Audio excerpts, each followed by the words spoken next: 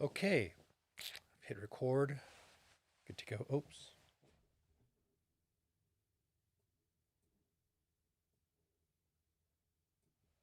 Are we getting anything? Okay, it says I'm live over there. Hopefully, why do you not see me?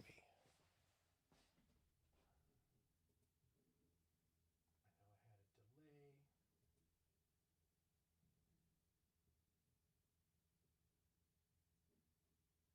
I didn't put a minute delay, did I? Oh, okay. Haha. Me being a dumbass. Sorry about that. Oh yeah, got to do stuff and things over here. Are you kidding me? That was the whole point of you. Okay, give me a second because technical difficulty. Something worked earlier. Now it doesn't want to work.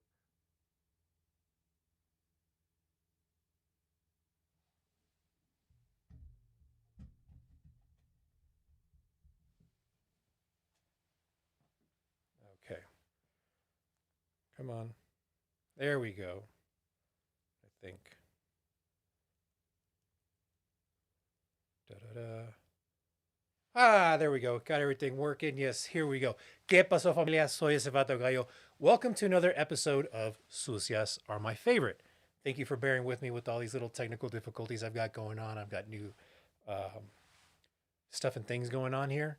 So I've got a bunch of monitors to see what's going on, to see my lighting, or to see how my lighting's working in the thing, making sure I'm in frame, that I'm not throwing my hands around. I had to go ahead and get the mic in frame in the camera because trying to get it off camera, you wouldn't be able to hear me very clearly. So, yeah, and then I'm also behind task and schedule. All right. Excuse me. The fun part because I have to use my phone as the teleprompter app or the little thing that's shining back my little keynotes or highlights of what I'm going to talk about. And the issue is I have friends that are texting me and saying, hey, when's it going to start? The screen is black, blah, blah, blah. So I can't respond to you guys because it's going to my phone and it's vibrating. So I had to put it in sleep mode or do not disturb sleep. But I can control the teleprompter app from my watch. But as soon as the screen goes dark, then I have to do the whole unlock thing. It's a whole whatever. So this is gonna be fun because if I put it on airplane mode, then I can't send a signal. So here we go with the stupid show because I'm seeing people keep dropping out because they're bored with what I'm doing. So in this episode, we're going to talk to, or I'm going to talk about something that happens to me quite frequently, enough that I've noticed, and so now I just kind of chuckle whenever it does happen. It wasn't until I brought this up in conversation with a friend, bouncing episode ideas, that they were kind of shocked at what I said, or rather, what I interpret what a female says to me. So whenever I'm chatting with the person, whether it's male or female, platonic, or I'm trying to get some chemistry going, or I'm trying to figure out what I'm going to do with them, inevitably it'll come out that I'm a dom and that I'm a sex addict, or rather, I'm a sex addict first, and that I'm also a dom. It's not a boast, but rather a warning, because I have no issue um, using a female for my pleasure, and just kind of forget about them, about left, like fast food leftovers. But I'm a little more docile now, and not every female I meet is a potential conquest. Stop texting. I mean, they have the potential to be, but it's no longer my main goal or objective whenever I meet a female to just go ahead and hook up with them. I mean, it is a motivation, but it's not my main motivation in life. Any case, so what is it that they say um, that makes me kind of make an assumption of them? So the conversation goes something along the lines like, "So how do you know you're a sex addict?" Or, "So you're a dom? What's that about? What's that like?" Can you explain a little bit more? It usually just questions about the kink community that they want to know or stuff that they might have heard but didn't know who to ask or how to understand it. But at some point, while telling them that how I found out that I was a sex addict or explain some other nuances that I've already covered in like other episodes, particularly like the pretend dom stuff or the pretend dom episode, uh, they're either intrigued and ask more questions until the cows come home, or they just they kind of let it slip out or want me to know that, well, I know I'm good at X, and I know that because I've never had a complaint. Or they'll say something along the lines of, "Oh, I know I'm good at Y. It's my favorite thing to do." So, which tells me two things. Um, One, that they have a sexual interest in me, or at least are being flirtatious enough to casually let me know that they could satisfy me in some way or another. And it also tells me that they're not as good at X and Y or Y as they think they are. And I know you're probably thinking, wait a minute, Gaia, wait a minute. How can you say for a fact or know that they are or are not good at how could you possibly know that they're good or not at what they claim they're good at, right? Because I don't know them. However, the reason for that is that I've been doing kinky, dirty things. I've been doing dirty little kinky things for a few decades now, and I spent my teens and my 20s pretty much as an opportunist. This is going to be annoying because when I want to stop something, it's going to take a second for it to like back up. Um, and so, yeah, I spent my teens and my 20s as an opportunist, just trying to hook up with everything I could possibly see. Um, I was also a bartender, also a barback, then a bartender. And I was able to see a lot of interactions between males and females, especially males approaching females, and seeing how those interactions went without hearing what was going on, just seeing the body language and how um, they reacted to each other. So, with that, me being an opportunist, I am usually able to tell with a fair degree of certainty, like 9 times out of 10, I'm right, depending on some situations. Excuse me, I need a burp.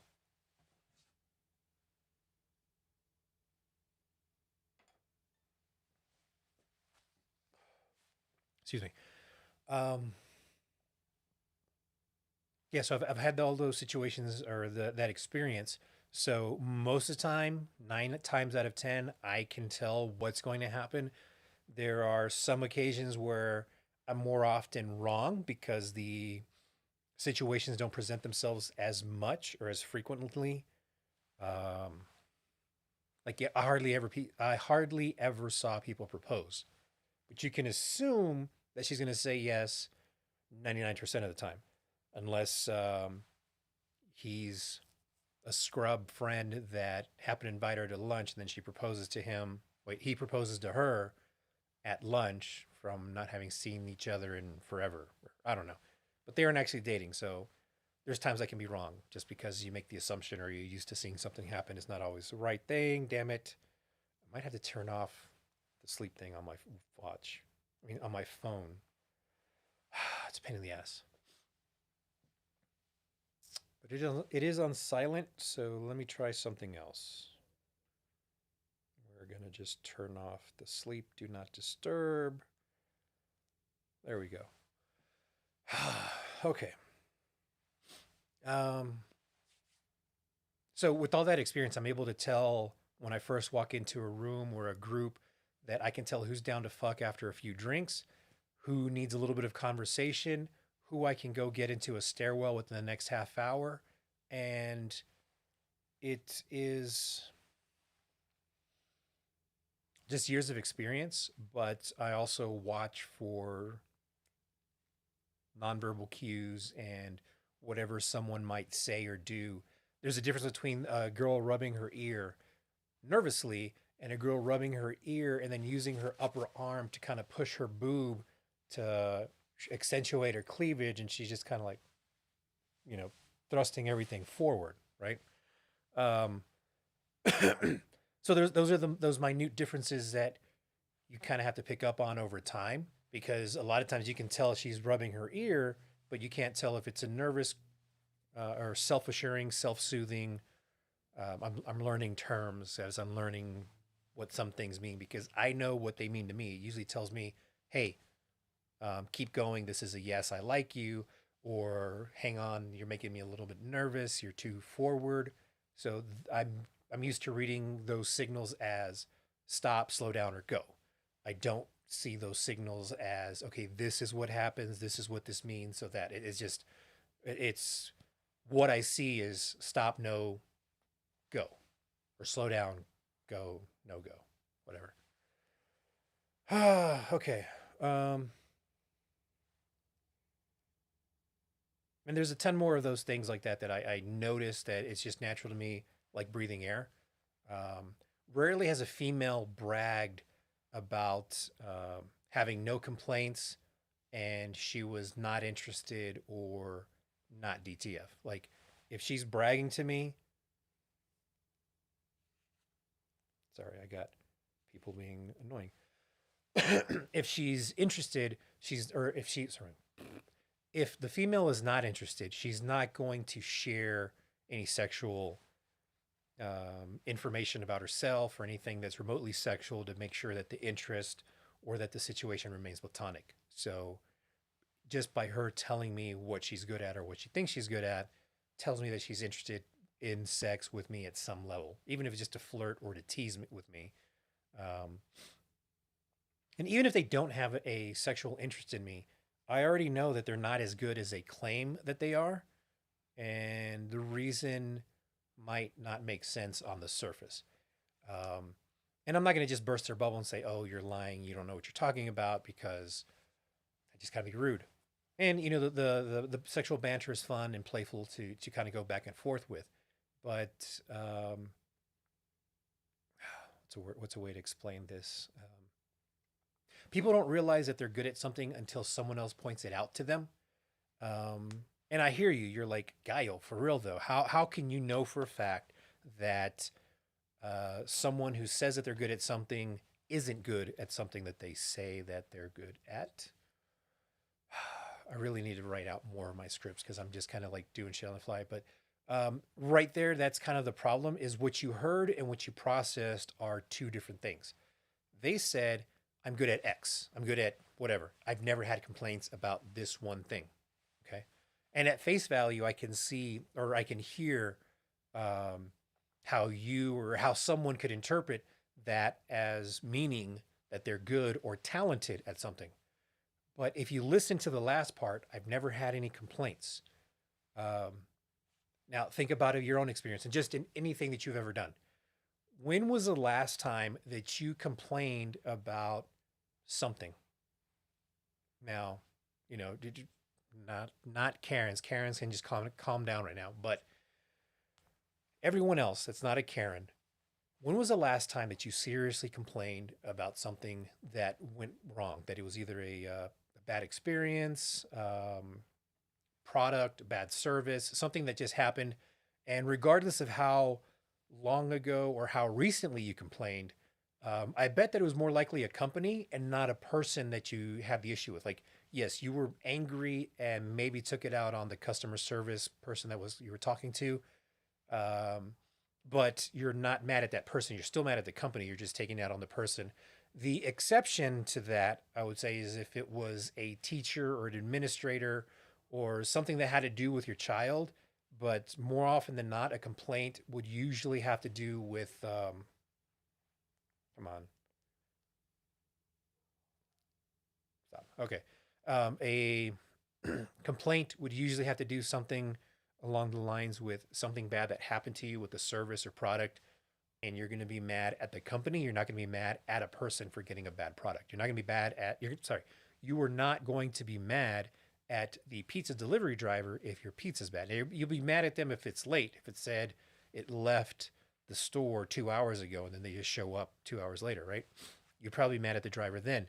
But in most cases, the pizza doesn't have enough cheese, doesn't have enough toppings, so you're mad at the pizza company for not putting all the ingredients on. Make sense? And again, unless it has to deal with your child, then yeah, you'll be mad at principal, administrator, teacher, whatever. But most often than not, humans are just conflict averse. Um, but when it's a faceless entity, it's almost okay, or we seem to feel like entitled or almost okay with being belligerent or going on a rant, because after all, it's not a real person. You're just, it's their job. It's what they're supposed to do, right? So you're not um, a, seeing the customer service rep as a person, and B, you're taking out your anger that you have towards a company, not towards an individual person. But let's just say you did complain to a person. I would bet that it's not as heated if it was a friend versus if it was someone you didn't know personally.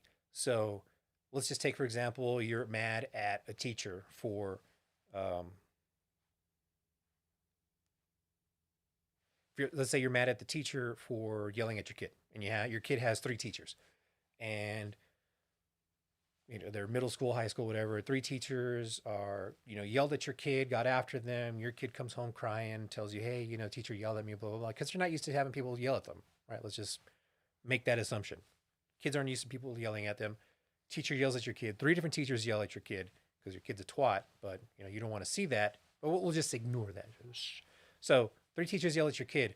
One of those teachers is a friend, or you know them outside of school through some other activity. Two of the teachers are just random faceless teachers. So I would bet that the one that's your friend, you're going to tell him, look, I don't appreciate you yelling at my kid, right? You'll be serious. You'll have that tone that, hey, you're not fucking around with your friend, but you're not going to yell at them as though if they were just some random teacher you didn't know, some person that you only see at the parent teacher night and at the end of the school year, and maybe some other time during the school year for whatever happens or goes along with school, that you have to be there and meet the teacher for whatever reason. If you don't actually know the teacher, you'll be more belligerent with them. You'll be more angry, and you're like, "What the fuck's wrong with you? Why are you yelling at my kid? Blah blah blah. You shouldn't be yelling at kids. There's no excuse for that." And the tone and the inflection, you'll probably go on longer on the rant or being angry with them if it's someone that you don't know, right? So the point I'm trying to get across or drill down and get to is that if it's someone you don't know, or there's not a personal investment with the person you're speaking to, because you don't have to be angry at them. You can just be angry at something else, but you would be less likely to yell as much or as loudly to the person you know versus someone you don't know. And I think we can kind of agree on that because it's kind of human nature. So yeah, where am I going with all this of yelling, whether you yell at one person or not, is that no matter how bad something, a product is, or how bad a service is, again, you're going to be more angry or more likely to go off for a longer period of time and more belligerent with someone you don't know versus someone you do. So, would someone complain to a sexual partner about how bad the sex was?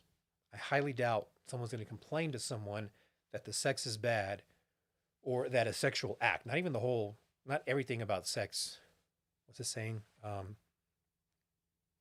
Even even bad sex is like pizza, or sex is like pizza. Even bad sex is still good sex, right? It's not always the case. Like there's bad sexual acts that kind of ruin the mood or the moment. Um, but in any case, I don't know what this point is about. Refund, coupon, apology. See, there's. I want to kind of keep this a little more natural and like just going off and going on tangents and just kind of hitting highlights.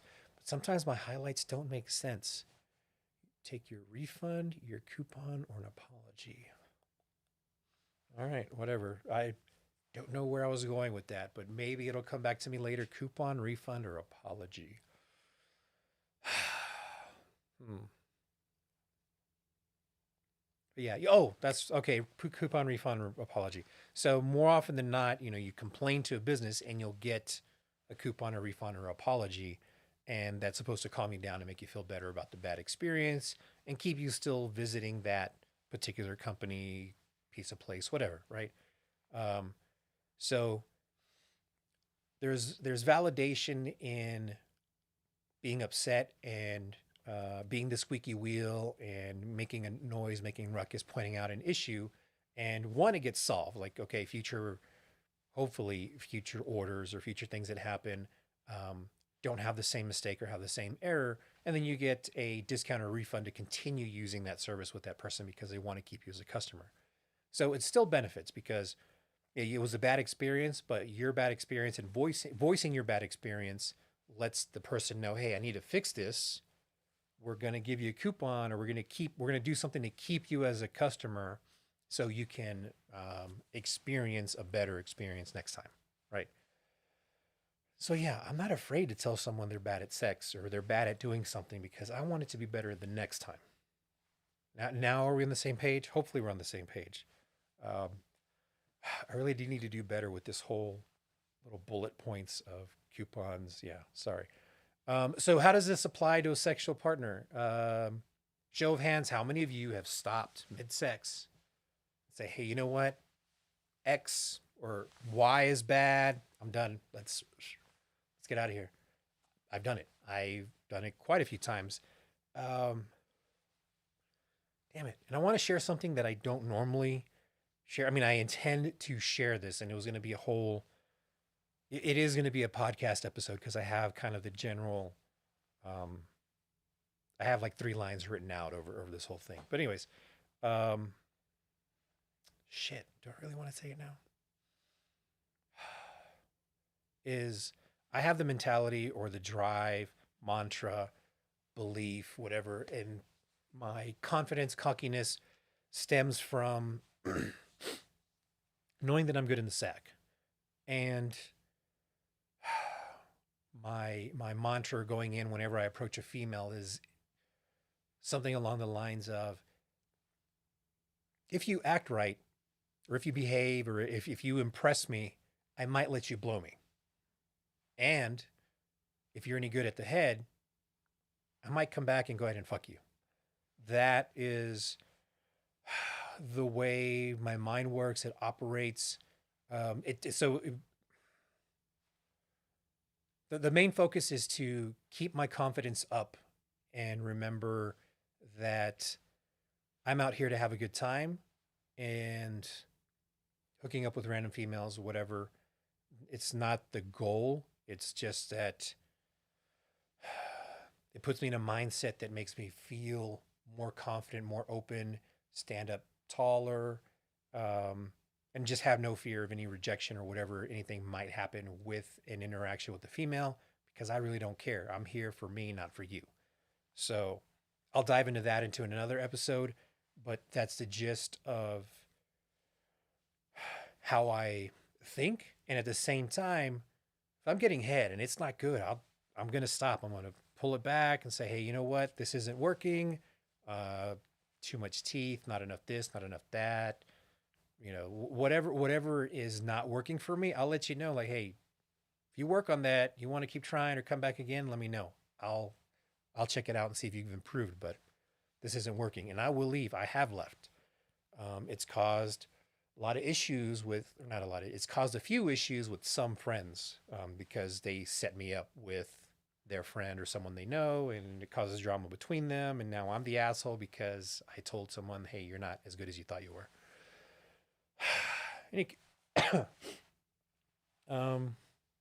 Yeah, what's the whole point of this? Whole point. Oh, yeah. So, the whole point of sex is to climax, right? To bust your nut. Well, I'm sorry to inform you, oh Padawan, but you've got much to learn. The average person isn't going to complain mid-sex or even after because A, you haven't finished, and B, if you complain, you might not get the chance to finish another day, so you just shut the fuck up and work with what you got. But life's too short for having to deal with bad sex or bad anything. Complain, raise your voice, and you don't have to be a dick about it. You don't have to yell at someone and belittle them that they're not good at something. So that's also another point I wanted to make sure I get across, because I know I didn't put it in the notes. But if the sex is bad, you don't have to be a dick about it. I try to be like, hey, look, you know what? This isn't working for me. this is a turnoff. This doesn't work. I prefer this. This works better. And usually I try to use my words and say that during, coach them, say something dirty like, yeah, just like that, or whatever, lower my voice, that's a little more bass, give them direction and tell them what I like. But if they're going to keep doing things their way and not take any advice, I'm like, look, I got to stop. This ain't working for me. So let's cut it out. And I get the point, and I also get that most people are not going to be brave enough to do that. Because who's going to stop mid-sex? So make a complaint, file a complaint, register a complaint, say whatever with your sex partner after the fact. But don't be afraid to do it, and try to do it in a calm setting. Don't try to don't what's the word? Don't coddle them, but don't be a dick.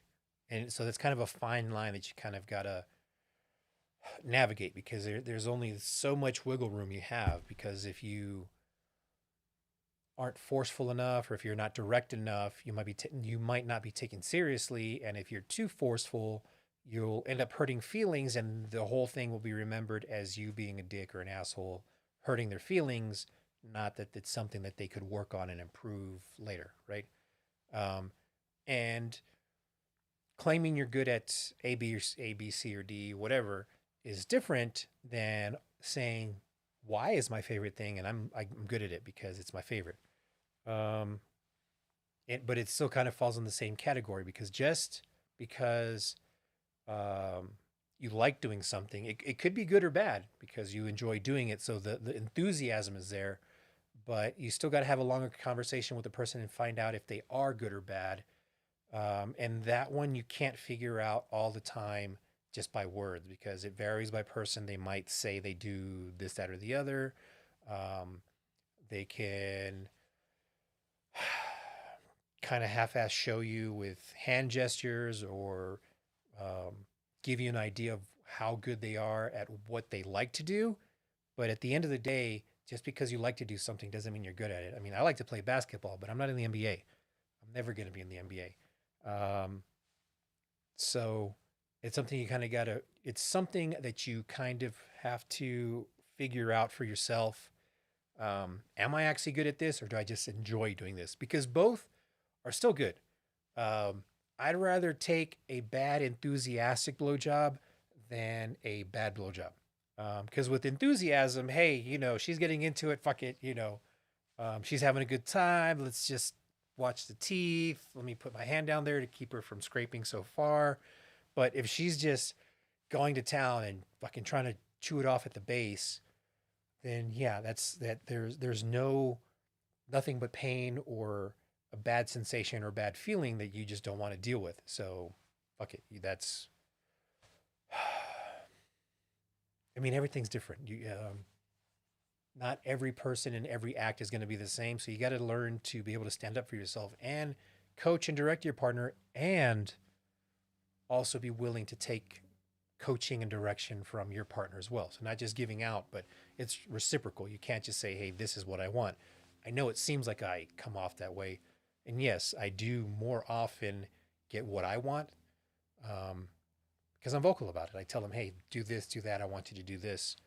And sometimes they'll respond like, oh, yeah, say more of this, do more of that, whatever.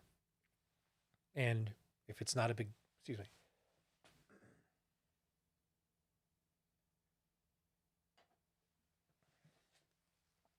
And if it's not a big deal, I'll go ahead and do it. Where was I? So finding out if someone is good or not at something they say they're good at takes a lot of experience, because like I said, just because you like to do something doesn't mean you're good at it. It doesn't mean you're going to be the best at it. But if you love doing it, you enjoy doing it, even though you may not be good or great at it, enthusiasm counts for a lot more than,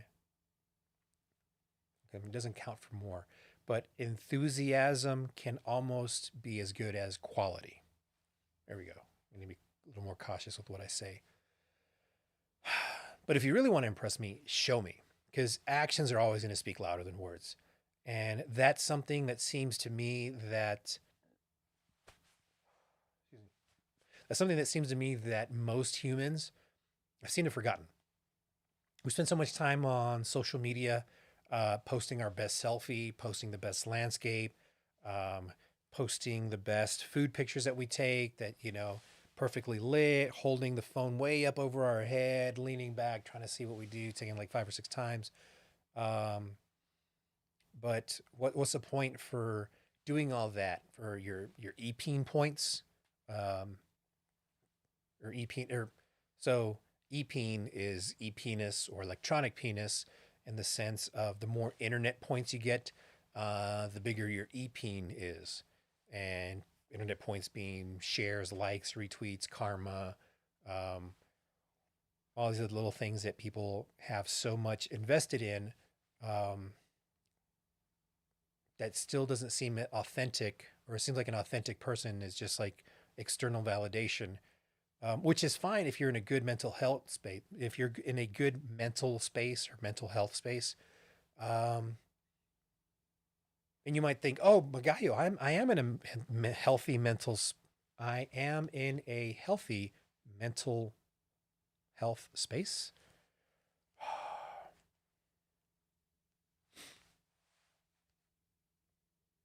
Mm,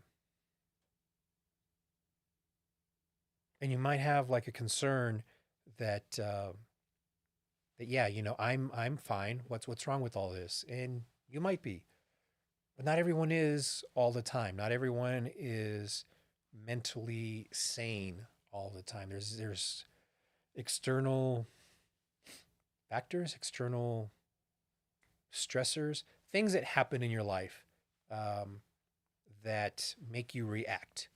And I'm sure a lot of you, if not all of you, have said at some point in your life, "Oh man, I'm having a bad day," and it could be, um, you woke up late, you hit your snooze like 5 times too many, and then your alarm didn't go off because your snooze stops after the fifth time, so now you're an hour late for work. You got to make your coffee, end up burning yourself. You're in a rush, and so all these little things end up happening, and it's only the first hour that you've been up. So you've had 5 or 6 things that just don't go as planned, and you're now 2 hours behind or whatever, right? So now you're thinking, I'm having a bad day, but you've actually just had bad moments. And your reaction, your mental space is now you're defining for yourself, this is going to be a bad day. And if you subscribe to the whole idea of manifestation, well, now you're going to manifest a bad day with more bad things happening to you because you've already declared it a bad day. Make sense? So try to reframe the things that you do. Yes, bad things happen. Bad things can happen in succession in the same day within the same hour. That's going to suck. But they're still just bad moments. Don't let bad moments define how your day is going to be, how your week is going to be, just because of a few things. And you might have heard me say this at the end of my podcast episodes to say I love y'all. The thing is, I actually mean it. You might say, "Oh, what the fuck is wrong with you?" Especially the people that know me in person, are going to probably call me out. My phone is buzzing. Hopefully, you can't hear it on the mic, but my phone is buzzing because, yeah, they heard me say that I love y'all, and they know me as a cantankerous old man. Um, but I love every human on earth. I really do. Like I said, they'll probably call me out. "Oh, you've said X, Y, or Z before," and yes, I have. But I usually say things amongst my friends for shock and effect because I just enjoy getting a rise out of people. Um, so I got to tread carefully because I know what I've said. And at the same time, I want you to know that, I mean this, that I love you. I love all of y'all. Um, yes, I do wish for another world war. I wish for some cataclysmic event, and I can get into that in a whole other episode. if you really want to know that much about me. Um, and what do I mean if I'm happy, or how can I want a world war and a cataclysmic event, but also say that I love everyone? If you're in a good mental, if you're in a good mental space, where you can go without posting or checking social media for an hour, can you go a day? Can you go a week? Now I know if you're running a business or yeah, if you're running a business, then yeah, you gotta engage with your customers. You gotta stay relevant because you miss. Oh shit! What happened? No, no, no, no, no.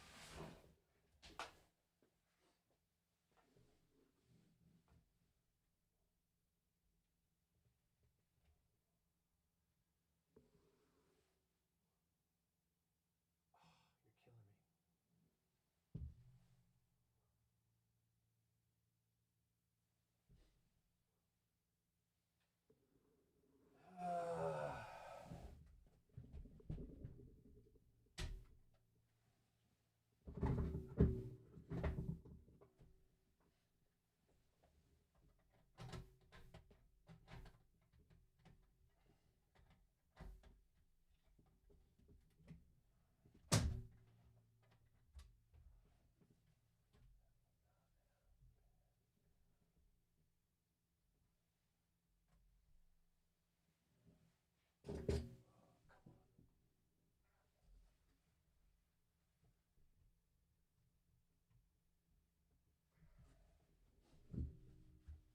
Technical difficulties. If you're still with me, hopefully.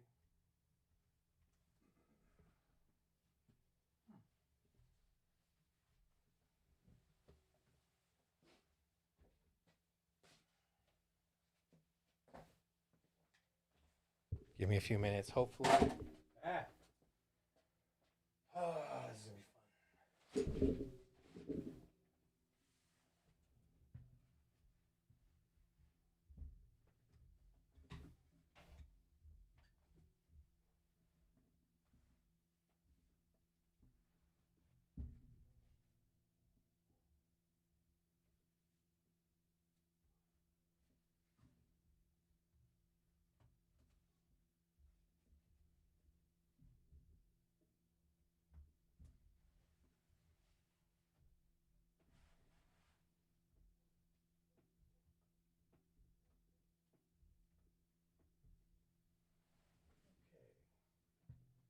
Okay.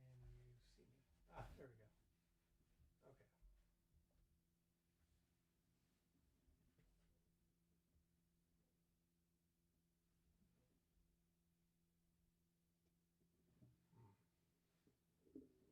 Hmm. That seems like a tighter shot than what I had before. What is going on?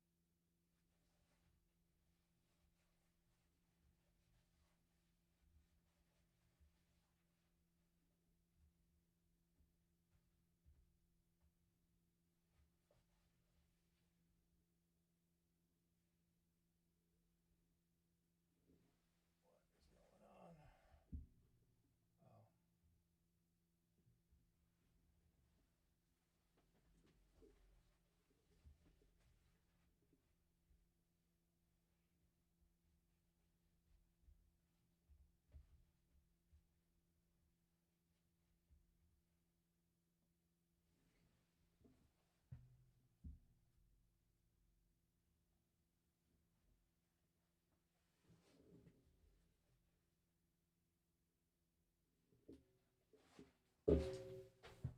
My apologies.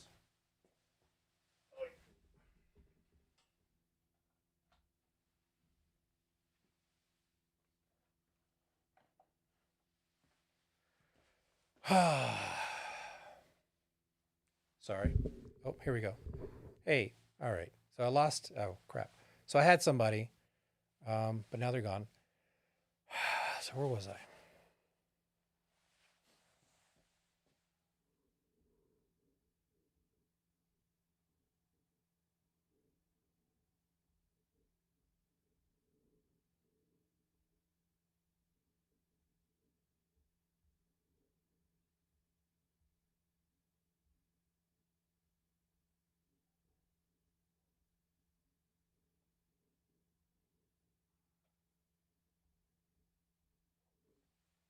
Okay. Sorry. Everything back. I'm not in focus. Why am I not in focus?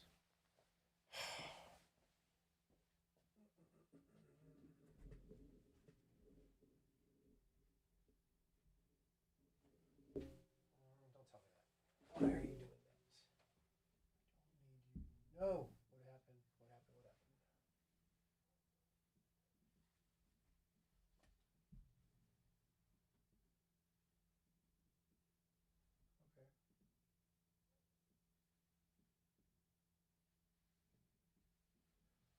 Okay. Come on.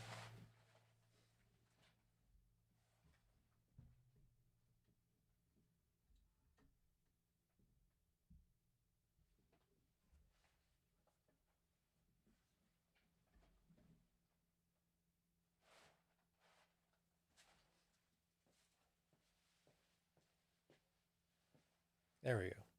Okay. Are we back on track? Just gotta hit record. I don't know what's going on. But so I'm recording locally onto a device that reads out of the camera. So I'm not recording to the camera because it gets too hot. It'll shut itself off. So I have to record to something else. And recording on that, apparently the battery died on it. So it's also getting the HDMI signal in and out. So if that dies, then the signal dies. And I don't know why I'm out of focus and why I'm not in Zoom, but sorry about that. Thank you for sticking with me. All right, let's try to push through this because there's not that much left to talk about. So back on track. Excuse me. Back on track. Most of what we see on social media is curated. Um, and it's the best version in most cases of ourselves, or at least what we put up is the best version of what's going on in our lives, what we put out in the world. But are you curating your life in the same way? Are you do you let people see the real you and curate your life, or do your friends and acquaintances get to see the real you and you're curating the other stuff and showing that to the world? Actions are always going to impress me more than what you say because that's what I'm looking for is what you're doing whenever we're talking. So whatever you have on Instagram, TikTok, Twitter, Facebook pages, likes, shares, retweets, whatever combined, I'm going to be more impressed with a 5-minute conversation that I can see you versus what I've seen in the last 5 months or 5 years of anyone on their social media page. So for real, no play. Talking about sex, what can you do to impress me? Um, Unless you've done something that can pique my interest, and I've done a lot of fucking crazy ass retarded shit, like a New Year's Eve moon bounce gangbang, or starting an orgy at a bar. My personal favorite, not a personal favorite, just kind of a personal record, is hooking up with 6 different females in 17 hours.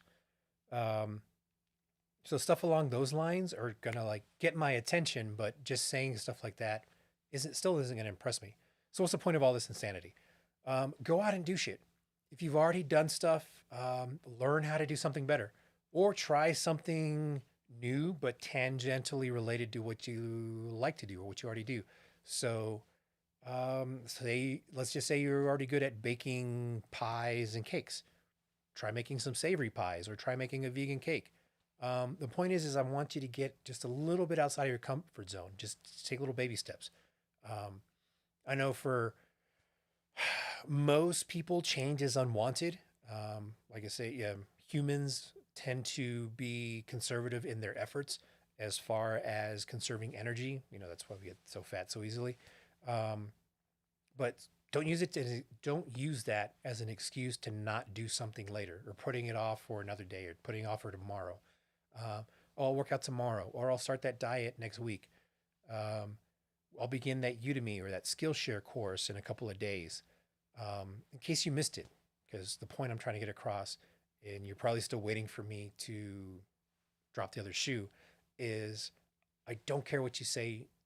Um, I don't care what you say to try to impress me.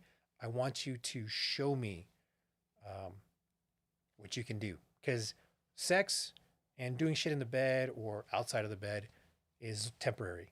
As far as a relationship goes, what happens outside of sex is more important than what happens um, in in the bed, in the sack, right? Oh, hang on, because now I'm getting more notifications about other stuff, and text messages are now blocking, or notifications are now blocking everything.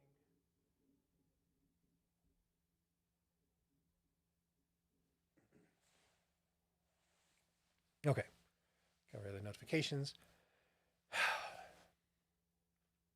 So, real talk. I hate that I'm so out of focus. I look in focus over there, but I'm not in focus over here. That's weird. Sorry. The real point of everything is it doesn't matter what you've done in bed or what you can say or what you think you can say or what anyone says to try to impress me or anyone else. I want you to be a better you. And that is the point of this is that I want you to be a better you. Why? Because I love you and I believe in you.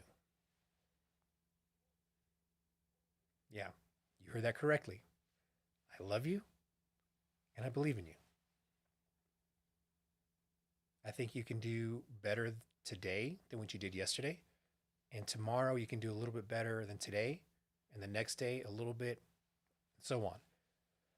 Because I want you to be happy with who you are. I want you to be comfortable in your skin and not need that external validation. Um, and it's fine to get it from time to time, but not as an external validation, more as just, hey,